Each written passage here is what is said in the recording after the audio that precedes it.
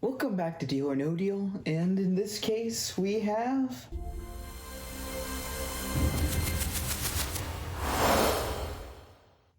Deal or No Deal. You know what, with that judge from America's Got Talent giving away up to $1 million. The US version ran from 2005 to 2010 in syndication, then it came back to life again in 2018 and 2019.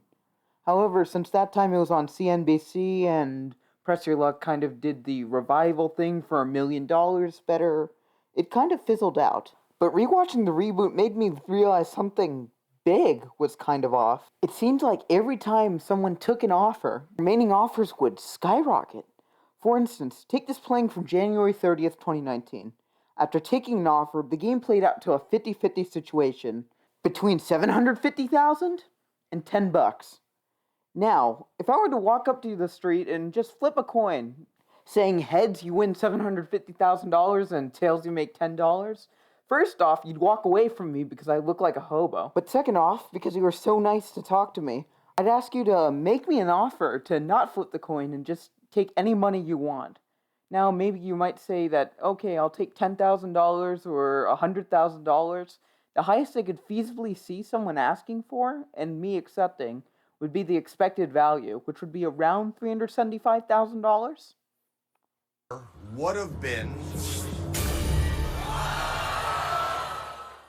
I thought the goal of the banker was to make an offer for as little as possible. So seeing those offers were above expected value, I decided to see how much the banker saved on average per game. Essentially, for this video, I averaged all the offers that the banker made that were accepted and compared that to the average value of the case the banker bought. I'll show you the average offer accepted like this, and then I'll show you my case, the contestant's average. And then I'll do a pop-up comparing the two. I did this for all 4 NBC seasons, the 2 syndicated seasons, and the CNBC reboot. I'd like to thank user HeelsRuled1998 for keeping a blog spot recapping every single episode of the NBC and syndicated versions, and most of the CNBC reboot, although I had to look up more info near the end. And I did have to correct a couple things, and whatever. This is going to be a really short video, but there isn't much I can do.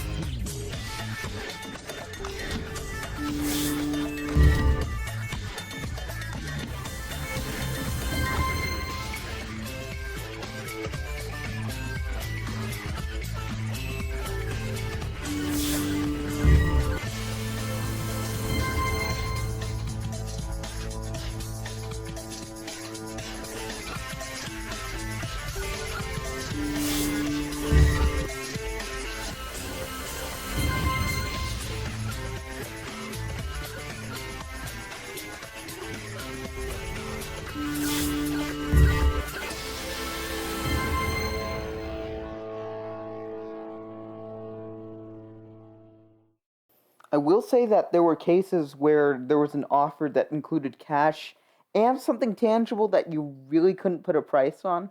For instance, the episode that I got this thumbnail from was from a contestant who is a huge X-Men fan who got an offer to be in a Marvel comic with their 2 favorite superheroes, the Hulk and Wolverine. You really can't put a price on those things, so I threw them out because it kind of appeals to pathos and is frankly kind of amazing. But besides that, I just did the average of every cash value compared to every cash value in the case. In addition, I threw out any type of game that had some additional game element going on. For instance, in this case, there were 2 friends who got to choose 2 cases instead of the normal 1. I don't know if the banker's black box would be different because there were 2 cases in play, so I threw that out. There were a couple more cases of this, but the biggest thing that I had to throw out was pretty much all the winner-take-all games, because that's not just the player versus the banker. It's a player versus the banker and another player in one case. However, I kept in games that had more than $1 million in play or a modified layout so the top prize was greater than $1 million.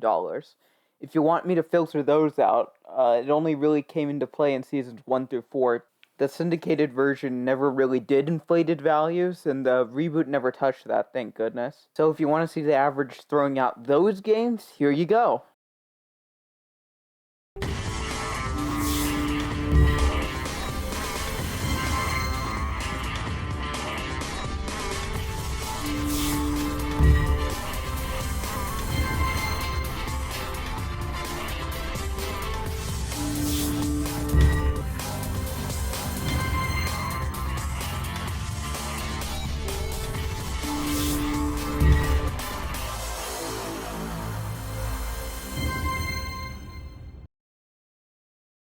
So, what have I learned?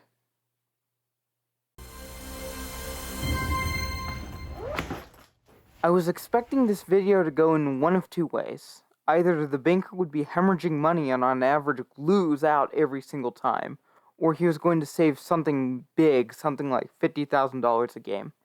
The data ended up being somewhere in the middle. The banker did about as much as I thought he'd save for the syndicated version, where he saved about $20,000 a deal, where the expected value was a third of that of the primetime version. When it came to the NBC and CNBC versions, the banker did make a profit, but nowhere close to what I was expecting. And ultimately, perhaps the banker not being so strict ultimately boils down to the heart of the game. Picking one thing out of 26 is inherently boring, so there has to be some type of enemy to counteract the contestant, hindering them from the $1 million when ultimately they only have a 1 in 26 chance, 4%. And it has to be more than just the contestant has to be against the producers. No, it's better for the grandeur of the game to have a mysterious silhouette, toying with the contestant, playing mind games both with lowball offers and messing with their fears, to make a better game in studio and for the small screen. Sometimes, for the sake of television, it's easier to have an easy-to-understand villain, even if they aren't as dangerous as they seem. That's exactly what the banker is. A villain we all love to hate. So, how good was the banker actually? The banker ended up saving the crew a lot of money by having the contestant win more games than he did. But when it came to the big money, the $500,000, $750,000, and $1 million, he lowballed the contestants, overall making a profit over time. Until next time, I'm just a man of the hours, and it's certainly been fun, but I'm afraid my hours have tinkled down to none. I'll see you in the next video.